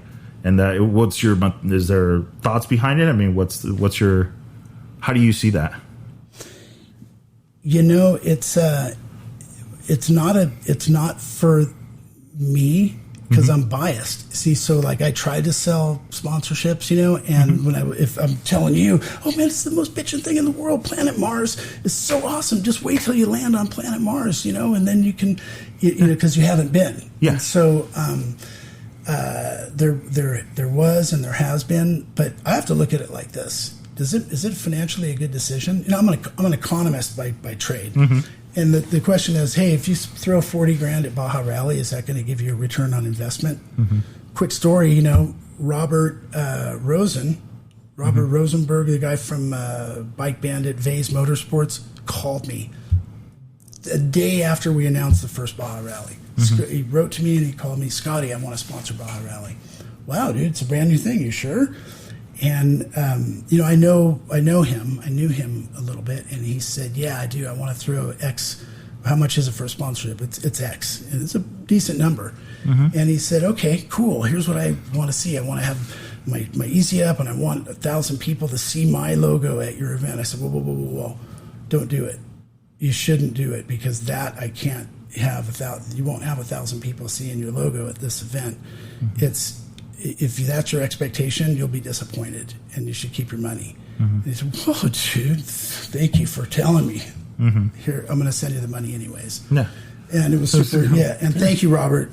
I'm sure you're never going to listen to this, but if you do, you won't make it an hour and 50 minutes. But I am thankful to. This is the buried treasure in the episode. Like sitting here with you is surreal. I've listened to your podcast, and being in the same room was like, this is the only thing I needed to do. Is I didn't want to do it remote. Thank you very much for what you're doing, what you've already done, and to anybody that's touched the Sonora or the Baja Rally, thank you. And all the participants, for just, believing in it. It's, the truth will come out, and actions, will speak louder than words. And keep your eyes on the rally scene, because I think it's got a pretty good future. Yeah, I wholeheartedly agree with that. I think everybody is quickly realizing that a lot of the other racing organizations are making it tougher and tougher on motorcycles. The safety is becoming a bigger and bigger issue. And, it's simply said, I won't name the organization. Everybody will instantly know. But like when you start playing with start times ranging all the way from the night before in the middle of the night, it's not there. So I think that a lot of people are going to see. I mean, I saw it at Baja Rally. I didn't know that, the guys from, I can't remember, Mark Samuels and those guys. I can't remember his name right now, and I can literally picture him. But them fielding a team at the Sonora Rally, and so it's like, okay, more people are getting into this, and it's like we want to continue to see that. And to me, it's like all the guys on bikes and score, give it a shot, check it out. You are missing out on something, and if you think that having 3 or 4 chase crews and paying the hotels and having to be down there for a week and all this stuff, if you think that rally racing is expensive, you should really go back and audit how much you're spending and investing in your score or in your sprint, quote unquote, sprint racing, because the equipment, everything. You can ride conservatively at a rally and still do well. You cannot ride conservatively at one of those sprint races unless you're out front or you have the quote unquote lines that get you way out front. There's just you can't save the equipment. You either have to pin it and hope for the best, or you're just there to trail ride the thing and cross it off the bucket list. So anyway, well, it's a trip because you and me have already been to Mars. Figuratively speaking, we've been there, and so new guys, it's like we're not going to die on the vine if you don't come, not you or I or Sonora or Baja, but we're encouraging you to come check it out. It is not score. It is not the same routes. You could be a Baja wizard. You could be a lord of Baja and come to our event, and you are going to see some new stuff and probably get inspired to come back and ride some of that stuff again. Yeah. I'm super stoked, man. Keep up what you're doing, bro. Yeah. You've helped me get even more rejuvenated. Good. That's the game plan. All right. So that is around 1 hour and 53 minutes. I hope you guys made it all the way to the end of the show. I'm going to be putting some links in the description. It's going to be for BajaRally.com or Baja Rally Moto. Look at that. I already forgot. Dang. Baja Rally Moto, and then we've got the Baja Rally School as well. So for those of you guys that are interested in getting into rally racing, or rally raid, I should say, there'll be some good information for you guys there. Then you can always reach out via the contact. You can either contact me directly, or you can contact the organization as well through their website with any of the questions that you may have. So Anyway, I hope you guys made it all the way down to the episode. Don't forget to like and subscribe. And we do have some more episodes coming up covering more of the rally stuff, and then probably getting back to some of the tech tips and stuff like that. So hope you guys enjoyed episode 26. We will see you guys for 27.